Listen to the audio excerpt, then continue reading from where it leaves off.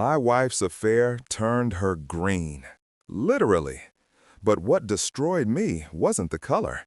It was discovering I'd married a stranger. You know it's going to be one of those days when you're looking for your wallet in your wife's purse and find premium personal lubricant instead, the expensive kind. Next to it, a box of protections, the brand she always claimed gave her a rash.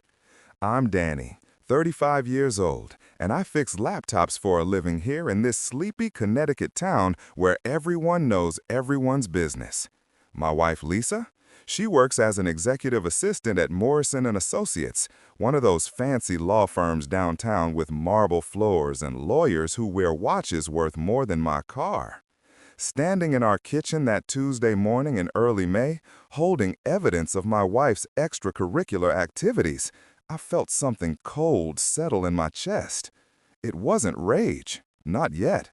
It was something calculating, methodical. The same focus I use when diagnosing a corrupted hard drive or tracing electrical shorts through circuit boards. Most guys would storm into their wife's office right then, make a scene, demand explanations, throw things. But I've always been the methodical type, the guy who reads instruction manuals cover to cover and backs up his hard drive twice. The guy who Lisa always called predictable. Let me tell you about Lisa. We met 8 years ago at a mutual friend's barbecue. She wore this yellow sundress that made her look like sunshine, and when she laughed at my terrible joke about motherboards, I was gone, completely gone. We got married 2 years later in a small ceremony by the lake, the kind where her grandmother cried and my best man Mike got so drunk he gave his speech twice. Lisa wanted the white picket fence dream, nice house, stable husband, maybe kids in a few years. I wanted to give her the world. For the first 5 years, we were good, really good. Saturday mornings meant pancakes and crossword puzzles. We had inside jokes about her terrible boss and my weirder clients. She'd bring me coffee when I worked late in my home office. I'd surprise her with flowers on random Wednesdays. We talked about buying that bigger house on Maple Street, the one with the porch swing and room for 2 kids. She wanted to name our future daughter Emma. I was thinking maybe Jake for a boy. We were supposed to grow old together, travel to Italy when we retired, become that annoying couple who finishes each other's sentences. Everything changed 6 months ago. It started small. Little things I dismissed because I trusted her. Lisa began staying late at work more often. Big case coming up, she'd say. Patterson needs everyone pulling their weight. Richard Patterson, senior partner, distinguished silver fox type, divorced twice, drove a Porsche 911 that cost more than our mortgage. The kind of man who thought his law degree made him God's gift to married women. Then came the new lingerie, red lace still tagged, hidden in the back of her drawer. For us, she'd said when I found it weeks later, I wanted to surprise you. But she never wore it. Not for me. Her phone became her shadow, constant checking, tilting it away when I walked by, new passwords, showering with it on the bathroom counter. When I asked about it, she laughed. Work stuff, client confidentiality, you know how lawyers are. I wanted to believe her. The gym membership she suddenly needed, the new perfume I never smelled at home. The way she'd come back from overtime, looking freshly showered, makeup reapplied, her hair done differently than when she'd left that morning. I told myself I was being paranoid, overthinking things. Lisa wouldn't cheat. We had plans. We had Emma and Jake to name someday. We had Italy waiting for us.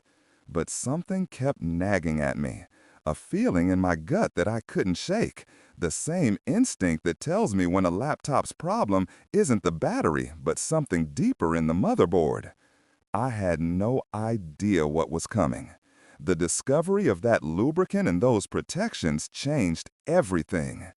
I replaced them carefully in her purse, exactly where I'd found them. My hands were steady. My mind was racing. I needed proof, real proof. not suspicions or gut feelings or circumstantial evidence. That evening, while Lisa showered, I made my first move. I'm good with technology. It's literally my job. I opened that lubricant bottle with the precision of a watchmaker. Half the contents went down the drain. In its place, I added something special from my college prank days. Brilliant green dye, the kind they use in fountain jokes, mixed with enough pepper spray to make grown men weep. I sealed it perfectly. No visible tampering. The protections got special treatment too. A sewing needle, applied with surgical precision, created tiny holes, invisible to the naked eye, large enough to ensure maximum unreliability. For maximum effect, I muttered, feeling like a mad scientist. Lisa emerged from the bathroom wrapped in a towel, looking innocent as an angel. "How was your day, honey?" "Same old routine," I replied, watching her face for any sign of guilt. Nothing. She could have won awards for that performance. She smiled at me, kissed my cheek, and started talking about her day like she wasn't keeping a whole secret life in her purse. Over dinner, spaghetti carbonara, her favorite, she mentioned working late again. "Big case coming up. Mr. Patterson wants the whole team to pull an all-nighter at that conference center in Hartford." Patterson, of course. "Which conference center?" I asked casually, twirling pasta around my fork. "The Hampton Suites by the interstate. You know, the one with the fancy business center." The Hampton Suites, where rooms rent by the hour if you know who to ask. Where my cousin Mike works security and has told me stories about what really goes on in those business meetings. "Sounds important," I said. That night, while Lisa slept peacefully beside me, probably dreaming about her upcoming business meeting, I made more preparations. A small GPS tracker went under her car seat. Modern technology is beautiful when you know how to use it. $27 on Amazon, simple installation, real-time tracking straight to my phone. I lay there in the dark, listening to her breathe, wondering when she'd become someone I didn't recognize. When had we gone from pancake Saturdays to this? When did I become the guy she was cheating on instead of the guy she was building a life with? 3 days later, my phone buzzed with a location alert. Lisa's car was parked at the Hampton Suites at 3 p.m. on a Wednesday. She told me she had a client meeting downtown, said she'd be home by 6, said she'd pick up Thai food on the way. I drove over, parked behind a landscaping truck with a clear view of the parking lot, and settled in to wait. My hands gripped the steering wheel. My heart was pounding. Part of me still hoped I was wrong, that she really was in a meeting, that I was being the paranoid husband she'd probably start calling me when this was all over. 20 minutes felt like 20 hours. Then the door to room 237 opened. Lisa emerged first, adjusting her hair, smoothing down the black dress I'd bought her for our anniversary last year. The dress, she said, made her feel beautiful. Behind her walked Patterson himself, straightening his tie with the satisfied smirk of a man who just scored a touchdown. I watched them embrace in the parking lot. Not a professional handshake, not a colleague goodbye. The kind of kiss that left lipstick on his collar and my marriage in ruins. She was wearing that red lingerie set, the one she'd bought for us, the one she claimed was too uncomfortable for regular wear. My phone camera captured everything. Timestamps, GPS coordinates, their faces clear as day in the afternoon sun. But photos weren't enough. I needed more. I needed to know the full extent of what I was dealing with. How long had this been going on? Was it serious? Was I about to become the clueless husband in some lawyer's divorce case study? The following week, I called in sick to work and established proper surveillance. Nothing dramatic, just a patient man with binoculars, a thermos of coffee, and a rented Honda Civic that looked like every other car in Connecticut. I learned their routine. every Tuesday and Thursday, same dance. Lisa would text me about overtime, about demanding clients, about Patterson needing a whole team late. Then she'd drive to the Hampton Suites. Patterson would arrive 15 minutes later in his silver Porsche. They'd go to room 237. 2 hours later, they'd emerge, Lisa looking freshly showered, Patterson looking like a cat who'd gotten a cream. On Thursday, May 18th, I made my boldest move. I booked the room directly below theirs, room 137. The Hampton Suites might look fancy with their marble lobby and complimentary mints, but the walls were thin, thin enough to hear everything. I lay on that cheap hotel bed, staring at the ceiling, listening to my wife betray me 20 feet above my head. Her husband's completely clueless. Patterson's voice drifted down through the ceiling, deep, smug, self-satisfied. Lisa says he spends more time with computers than with her. Poor bastard probably thinks romance is fixing her laptop. He laughed. They both laughed. Lisa's voice, my wife's voice, joined in. Danny's sweet, but he's so predictable. Boring, really. You know what excitement he brought to our marriage last month? A new password manager. A new password manager. I'd set that up to protect our finances, to keep us safe from identity theft, and she was using it as a punchline.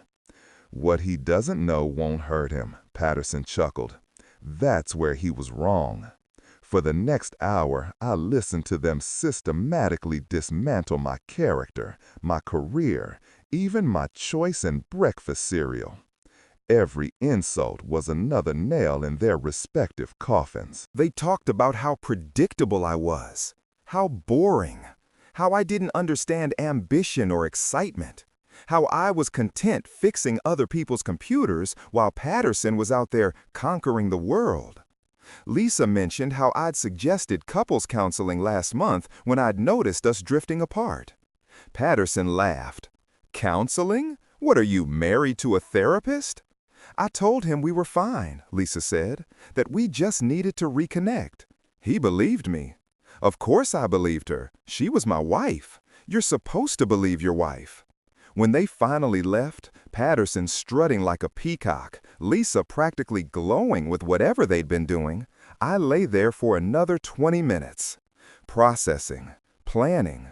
I wasn't angry anymore. I was something colder, something more dangerous. Anger burns hot and fast. What I felt was ice-cold calculation. Lisa came home that evening complaining about stomach cramps. I think I ate something bad at lunch, she groaned, making her third trip to the bathroom in 20 minutes. The pepper spray and the lubricant was already working its magic. Poor baby, I said, offering her ginger ale like the caring husband I was pretending to be. Maybe you should take it easy tomorrow. The next morning, my gym buddy Mike called with interesting news. Dude, you'll never believe what happened to that lawyer Patterson yesterday.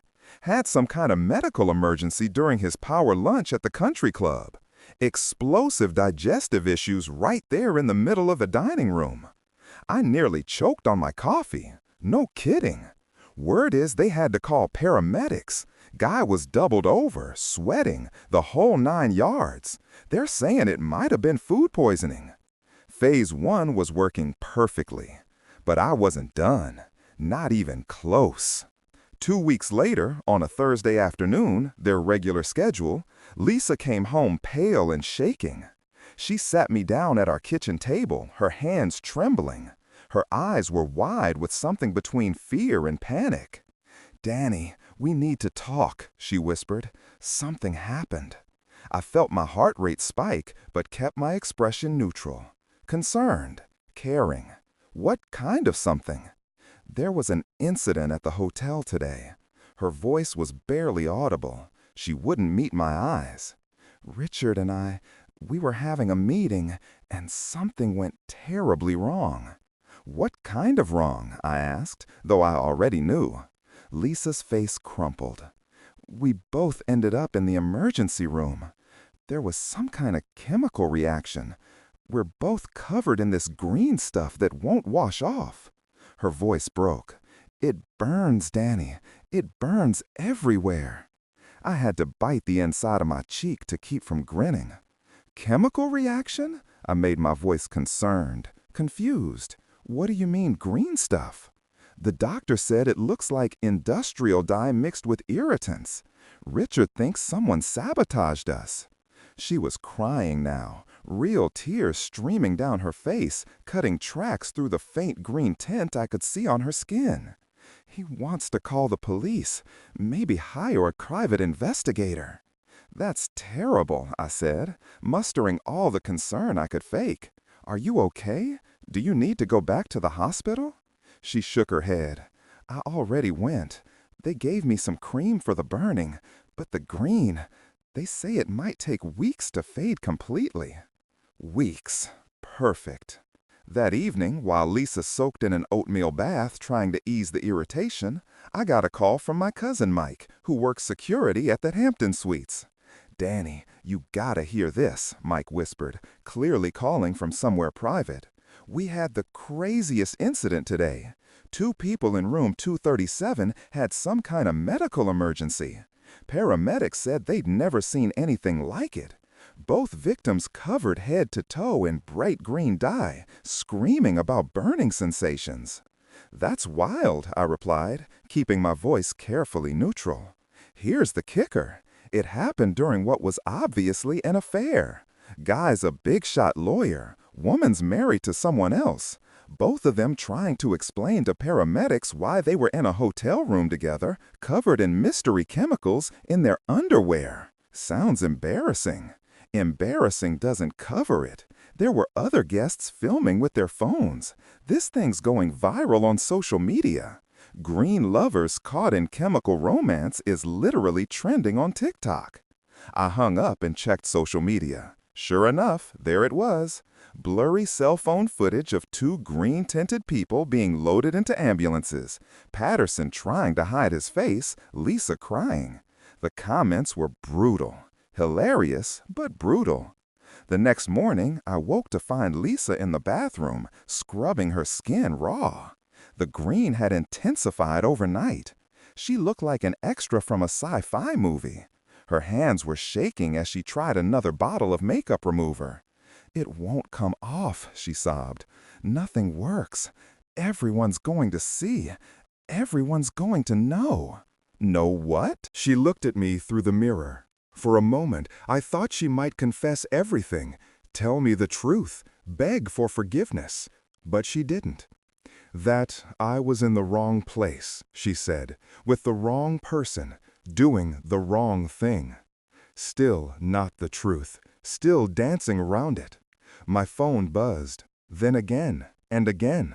Text messages flooding in, screenshots from social media, links to local news sites. The story was everywhere. Chemical romance gone wrong, read one headline. Mystery green lovers hospitalized, read another. Then my phone rang. Lisa's best friend, Jenny. Is Lisa okay? Jenny sounded concerned and confused. There's this video going around, someone covered in green being put in an ambulance, and people are saying it looks like Lisa. I looked at my wife, green-tinted and terrified in the bathroom doorway. I handed her the phone. Your friend wants to chat. Lisa's conversation with Jenny was painful to listen to. Stammered excuses, obvious lies, desperate attempts to control the narrative. Jenny, it was a work accident, Lisa pleaded. We were reviewing documents and there was a chemical spill. Jenny wasn't buying it. Her voice carried clearly through the phone. Lisa, honey, the whole town is talking about this. The video shows you and Richard Patterson coming out of a hotel room covered in green stuff, both of you barely dressed, at 3 in the afternoon. It's not what it looks like. What am I supposed to tell people when they ask me about it? Because they're asking, Lisa. Everyone's asking. After Lisa hung up, she turned to me with desperation in her eyes. Jenny's going to tell everyone. By tomorrow, the whole town will know. They already know, I replied calmly. Social media works fast in small towns. My career is ruined, her voice was hollow. My reputation is destroyed. My friends won't talk to me. Probably, I agreed. That's what happens when you make spectacularly poor choices in public. She stared at me, really looked at me for the first time in months. You did this on purpose. You wanted me to be humiliated. I wanted you to face consequences, I corrected. There's a difference. She started, then stopped. Something in my calm demeanor must have clicked. The lubricant, the protections, you knew. I didn't answer, didn't need to. How long have you known? She whispered. Long enough. Lisa sank onto the couch, green-tinted and broken. What happens now? I pulled out my phone, opened a folder, showed her the photos, GPS data, timestamps, hotel receipts I'd collected from the trash, screenshots of text messages I'd recovered from our cell phone bills. Her face went white beneath the green. You've been gathering evidence. I fix computers for a living, Lisa. I know how to recover data, how to track digital footprints, how to piece together stories from fragments of information. I scrolled through the evidence. Every Tuesday and Thursday for 6 months, room 237, Richard Patterson, while you told me you were working overtime. She couldn't speak. I know about the lingerie, the new perfume, the gym membership you never used, the late-night texts you thought you deleted. I paused. I know you called me boring, predictable, that you laughed about the password manager I set up to protect our finances. Danny, I'm not done. My voice was still calm, still controlled. I know Patterson called me a poor bastard. I know you told him I was clueless, that I'd never find out, that what I didn't know wouldn't hurt me. Tears were streaming down her green-tinted face now. But here's what you need to know, Lisa. I leaned forward. I'm filing for divorce. You won't contest it because you have no ground to stand on. I'm keeping the house, the savings, both cars. You get your student loans and credit card debt. And if you try to fight me on any of this, every piece of evidence I have, including that audio recording from the hotel room where you and Patterson spent an hour destroying my character, goes to your HR department, his law partners, and every social media platform I can find. You wouldn't. I would, and I will, unless you sign the papers quietly and disappear. Lisa stood up, pacing our living room like a caged animal. What if I told you I was pregnant? I looked up from my laptop. Are you? What if I was? Are you pregnant, Lisa? I could be. We haven't been careful lately. When you say we, are you talking about us or you and Patterson? Her face went red beneath the green. Us, you and me, your baby. I pulled up a calendar on my laptop. Interesting. According to my records, we haven't been intimate since March 15th. It's now May 23rd. So either you're claiming to be 2 months pregnant and just now noticing, or you're lying again. Her shoulders slumped. Could be yours, she whispered. That's not how paternity works, Lisa. Either the baby is mine, or it's Patterson's, or there is no baby. I looked at her. Which one is it? There's no baby, she finally admitted. I thought maybe if you believed I was pregnant, you'd be willing to work things out. So you lied again. Even now, when everything is falling apart, you're still lying to me. I'm desperate, Danny. I don't know what else to do. You could try telling the truth. Just once, for novelty's sake. She opened her mouth, closed it, opened it again. How did you do it? She finally asked. The green, the burning. How? I smiled. Not a happy smile, a satisfied one. I'm predictable, remember? Boring. The kind of guy who spends more time with computers than people. The kind of guy who wouldn't know excitement if it bit him. I closed my laptop. But I'm also the kind of guy who knows chemistry, who remembers college pranks, who understands that the best revenge isn't dramatic confrontations or keying cars. It's making them destroy themselves, Lisa whispered, understanding finally dawning. Now you're getting it. She looked down at her green-tinted hands, at the evidence of her betrayal literally staining her skin. Everyone knows. The whole town. My job. My friends. Everything. Yes. And Patterson? I heard he resigned from his firm this morning, citing personal health issues. Rumor is he's leaving Connecticut entirely. He's abandoning me, just like you abandoned our marriage. Lisa sank back onto the couch. I'm sorry, Danny. I'm so sorry. No, you're not. You're sorry you got caught. You're sorry there are consequences, but you're not sorry for what you did. If my little chemistry experiment hadn't happened, you'd still be sneaking around behind my back, wouldn't you? She couldn't answer, which was answer enough. I stood up. The divorce papers will be ready Monday. Sign them, move out, and stay away from me. Where am I supposed to go? That's not my problem anymore. I walked to the door, then paused, turned back. You know what the worst part is, Lisa? It's not the affair. It's not even the lying. It's that I listened to you tell Patterson how boring I was, how predictable, how I'd never figure it out. And you were right. I am predictable, methodical, the kind of guy who dots his I's and crosses his T's. But you forgot one thing. The kind of guy who fixes computers for a living? He knows exactly how to trace every digital footprint, recover every deleted message, and document every lie. The boring guy is always the most dangerous because nobody sees him coming. I stepped outside into the cool May evening, leaving my green-tinted soon-to-be ex-wife alone in the house we'd once shared. Behind me, I heard her start to cry. I didn't look back.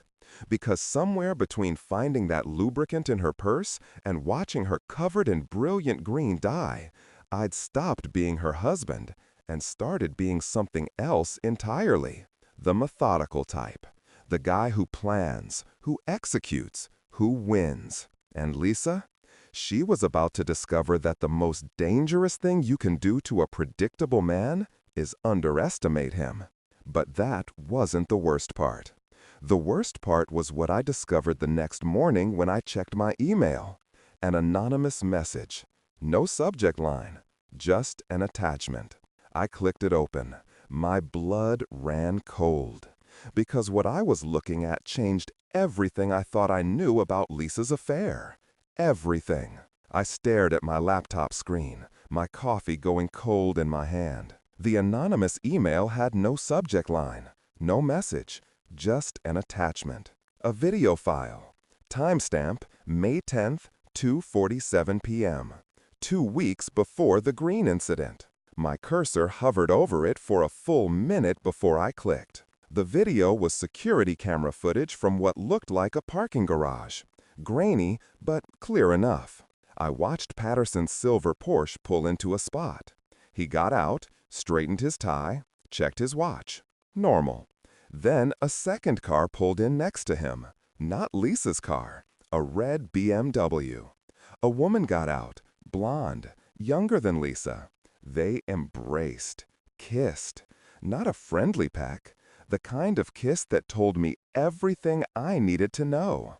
Patterson wasn't just cheating with Lisa. He was cheating on Lisa while cheating with Lisa. The video continued.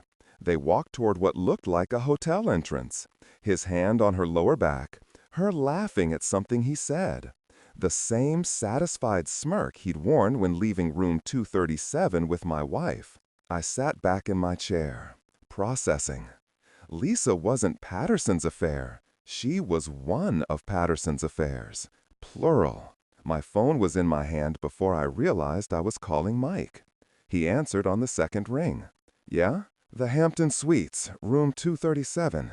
How often was it booked in Patterson's name? Danny, what? How often, Mike? I heard him typing. Let me check the system. Looks like he had it reserved every Monday, Tuesday, Wednesday, and Thursday for the past 8 months. 4 days a week. He paused. Why Tuesday and Thursday specifically? Those were Lisa's days. My voice sounded distant, even to my own ears. Who was he with the other days? Can't tell from the records. But Danny, if he was booking that room 4 days a week, Mike's voice trailed off. That's not a relationship. That's a pattern. A pattern. Patterson wasn't having an affair. He was running a rotation. I thanked Mike and hung up. Sat there in the morning light streaming through my kitchen window. The same kitchen where Lisa had promised me forever. Where we talked about baby names and vacation plans and growing old together. She'd traded all of that to be option number 2 in some Silver Fox lawyer's weekly schedule. The realization should have hurt more. Instead, I felt something close to pity. Lisa had destroyed our marriage for a man who was simultaneously destroying 2 other women's lives, maybe more. My phone buzzed. Text from an unknown number. Mr. Patterson would like to speak with you. It's urgent. Can you meet at Starbucks on Main at 2 p.m.? I stared at the message. Patterson wanted to meet. The man who'd been sleeping with my wife? Who'd called me a poor bastard? Who'd laughed about my password manager? He wanted to talk. I texted back, I'll be there. The Starbucks on Main Street was busy with the lunch rush when I arrived at 1:55 p.m. Patterson was already there, sitting in the back corner, facing the door like a man who'd watched too many spy movies. Or maybe like a man who'd made enough enemies to worry about his back. He looked different from the confident lawyer I'd seen strutting out of hotel rooms. The green tint had faded from his skin, but something else had faded too. That smug superiority. He looked tired, worried, almost human. I got my coffee, black, no sugar, exactly as boring as Lisa had described, and sat down across from him. Danny. He nodded, didn't offer his hand. Smart. Patterson. I took a sip of coffee. This should be good. He shifted uncomfortably. I want to... No, you don't. You want to negotiate. So let's skip the part where you pretend to have morals and get to what you really want. His jaw tightened, but he nodded. You're right. I need the evidence deleted. The recordings, the photos, everything. Why would I do that? Because I can make it worth your while. He slid an envelope across the table. $50,000, cash, delete everything, sign an NDA, and we both walk away clean. I didn't touch the envelope. You think this is about money? Everything's about money, Danny. You're a smart guy, you know that. I'm a boring guy, remember? Predictable. The kind of guy who spends more time with computers than people. I smiled. The kind of guy who wouldn't know what to do with $50,000. Patterson's face reddened. Lisa told you about... I heard you, both of you. Room 137, Thursday, May 18th. I was lying on the bed directly below you, listening to you dismantle my character for an hour. I leaned forward. Did you know the walls were that thin? He went pale. You, everything. Every word, every laugh, every insult. I took another sip of coffee. Did you tell Lisa about the blonde woman in the red BMW? Or the brunette you met on Wednesdays? How many of us were there, Patterson? How many spouses were you calling poor bastards behind their backs? Patterson's hands clenched on the table. How did you? Anonymous email this morning. Security footage. Your little rotation schedule. I shook my head. Lisa thought she was special. Thought you two had something real. She destroyed her marriage for you. And all along, she was just Tuesday and Thursday in your weekly lineup. It wasn't like that. No? Then what was it like? Enlighten me. Patterson looked away. It was complicated. Complicated? I laughed. No humor in it. You're a lawyer. You can do better than complicated. He was quiet for a long moment. When he spoke again, his voice was different, smaller. It was easy. That's the truth. Lisa was easy. They all were. Bored housewives, ambitious assistants, women who wanted to feel special. I gave them attention, made them feel seen, and they gave me entertainment. Entertainment. I tasted the word. My wife was your entertainment? I never promised her anything. Never said I'd leave my life for her. She knew what it was. Did she? Because from where I sat, listening to you two in that hotel room, she seemed pretty invested, pretty convinced you were the real thing. Patterson shifted uncomfortably. People believe what they want to believe. Like I believed my wife when she said she was working late? He had the decency to look ashamed. For about 3 seconds. So what now? He asked. You've got the evidence. You've destroyed both our reputations. Lisa lost her job. She lost her job. This morning, Morrison and Associates can't keep an executive assistant who's become a viral meme. Liability issues. He said it clinically, like he was discussing a broken copier. I resigned before they could fire me, moving to Florida next week, starting over in insurance law. Quite a come down from corporate litigation.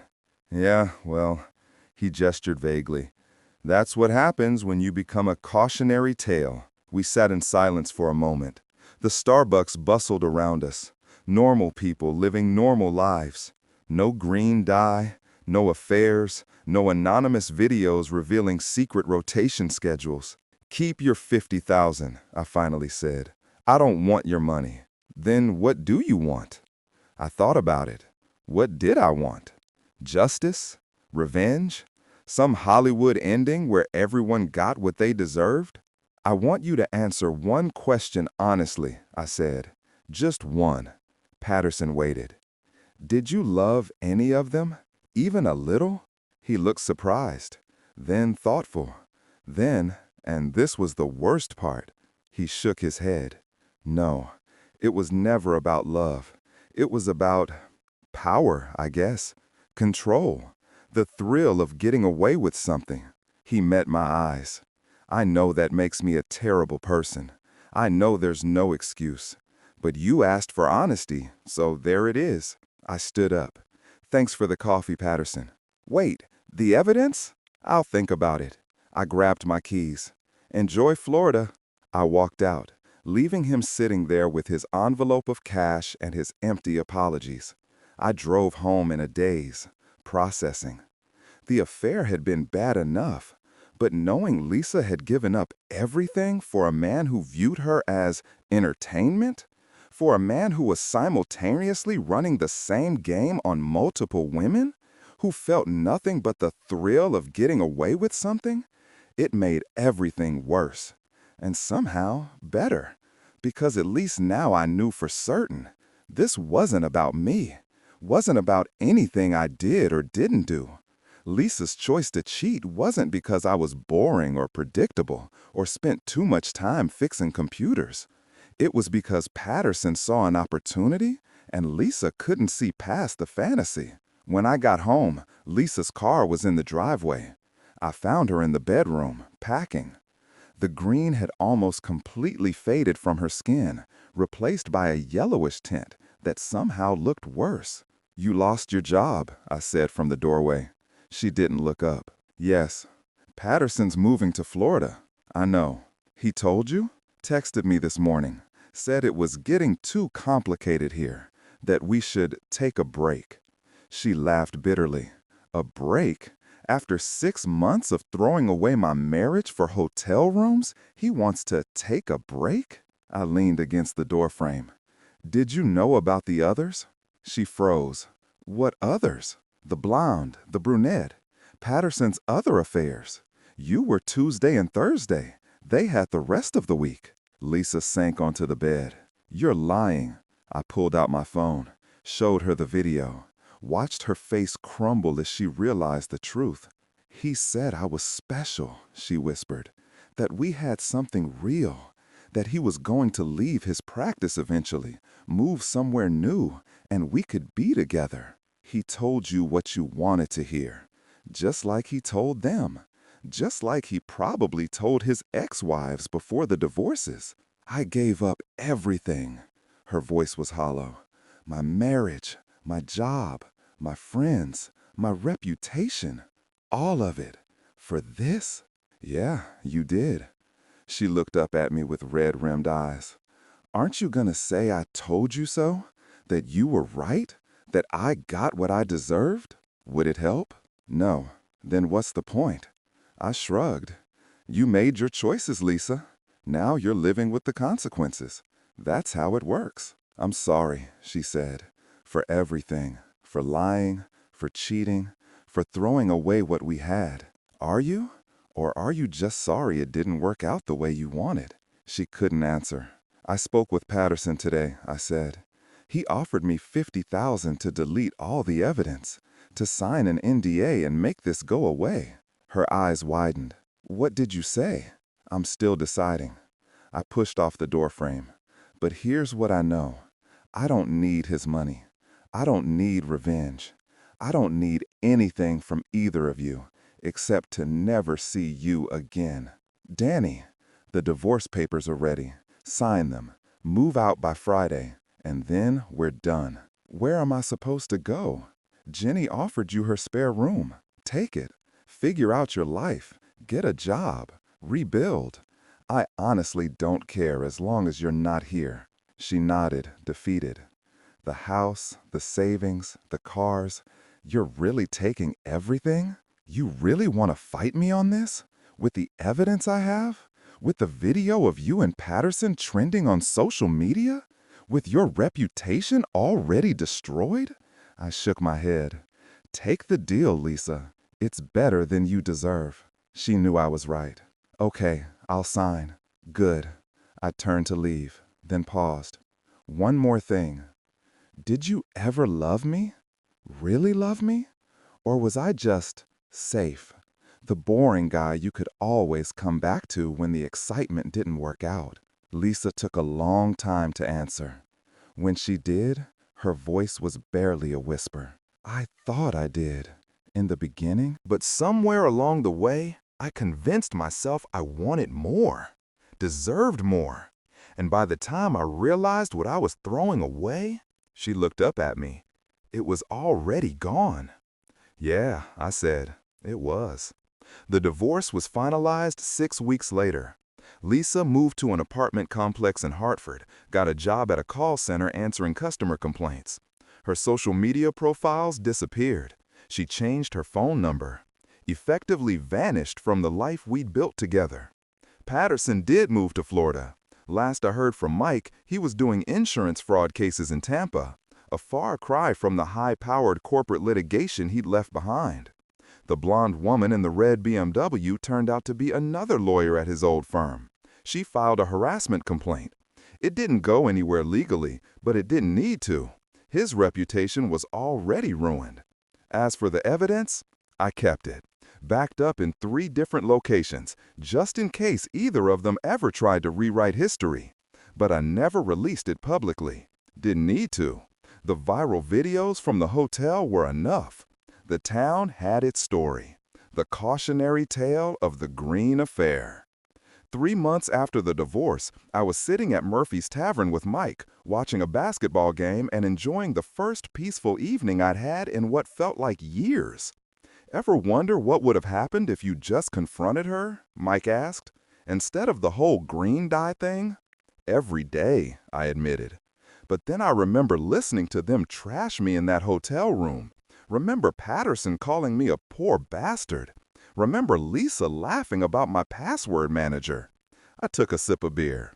They needed to understand what they were doing, who they were hurting. A simple confrontation wouldn't have done that. You think the humiliation taught them anything? Probably not. But it made me feel better. I grinned.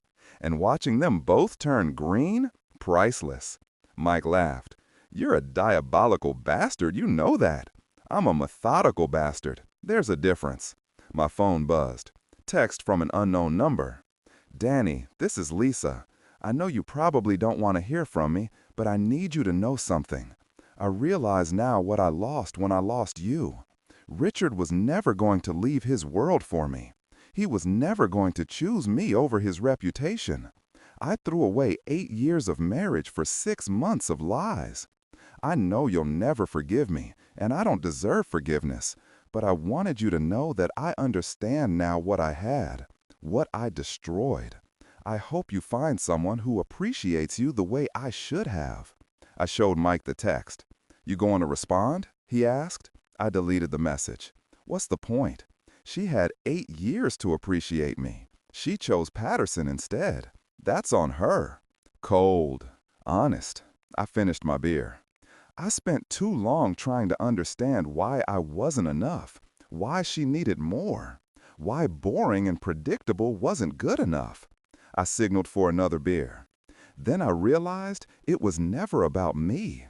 It was about her choices, her selfishness, her inability to see what she had until it was gone. Mike nodded. "So what now? You gonna date? Try again?" "Eventually, when I'm ready. When I meet someone who values honesty over excitement. Someone who understands that boring and predictable aren't flaws, they're stability." I smiled.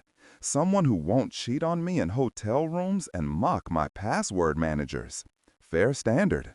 6 months after the divorce, I was sitting in my quiet house, my house now, fully mine, on a Saturday morning. No pancakes and crosswords with Lisa, no wondering where she really was or who she was really with. Just peace, silence, the freedom to rebuild my life on my terms. My phone rang. Unknown number. I almost didn't answer. "Danny, this is Sarah. We met at Mike's birthday party last month." I remembered.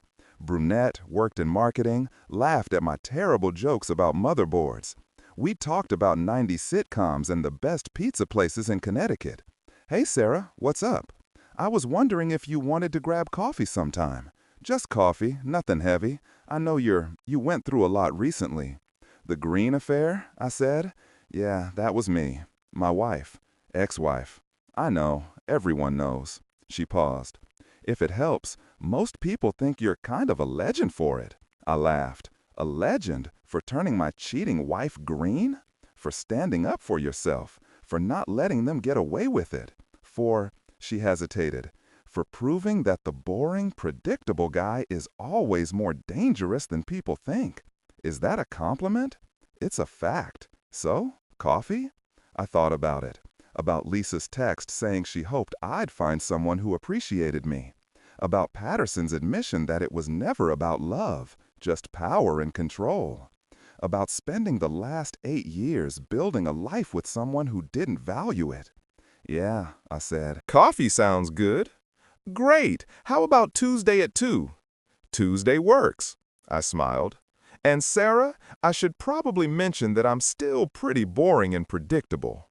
"Good," she said. "I've had enough excitement to last a lifetime. Boring sounds perfect." We said goodbye. I set the phone down and looked around my quiet house. For the first time in months, I felt something close to hope. It's been a year now since I found that lubricant in Lisa's purse. A year since I discovered my wife's affair. A year since I turned adultery into performance art with brilliant green dye and pepper spray. Life is good. Different, but good.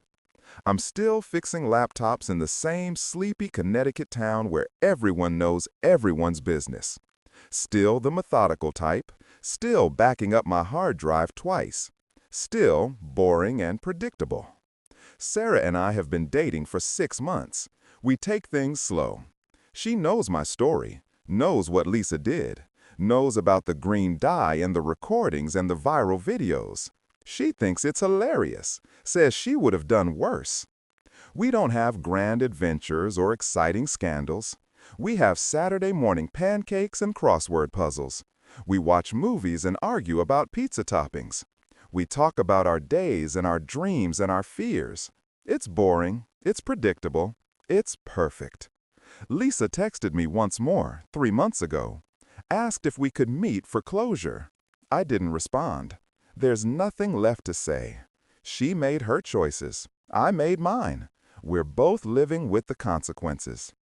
Patterson, from what I hear, is still in Florida, still doing insurance law, still single, still, presumably, unable to see women as anything more than entertainment. And me? I'm the guy who turned his wife green, the local legend who proved that revenge doesn't have to be violent or dramatic to be effective. The methodical bastard who showed everyone that underestimating the boring guy is always a mistake. Every time someone in town sees a bright green shirt or a bottle of food coloring, they remember the green affair.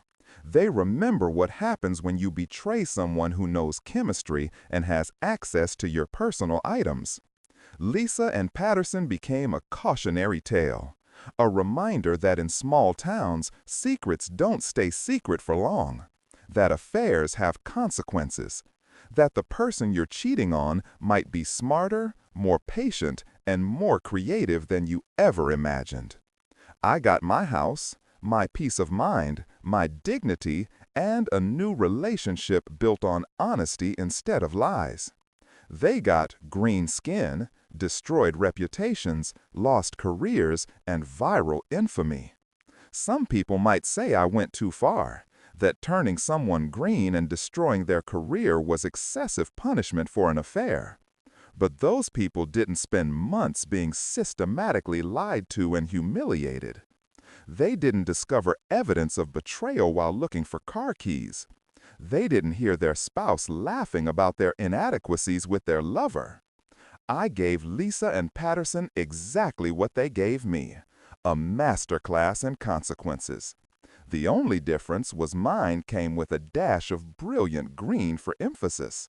And honestly, I haven't lost a minute of sleep over it. The best part?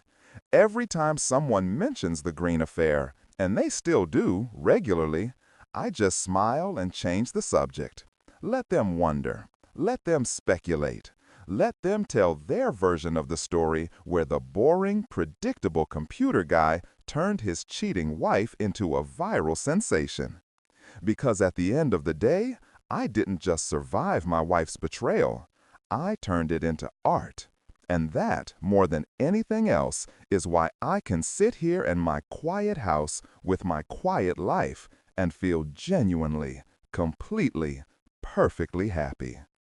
Some people settle for closure. I went for color. And let me tell you, brilliant green was exactly the right choice. The end. What would you have done in Danny's position? Have you ever discovered a betrayal that changed everything? Sometimes the quietest revenge is the most effective and the most colorful.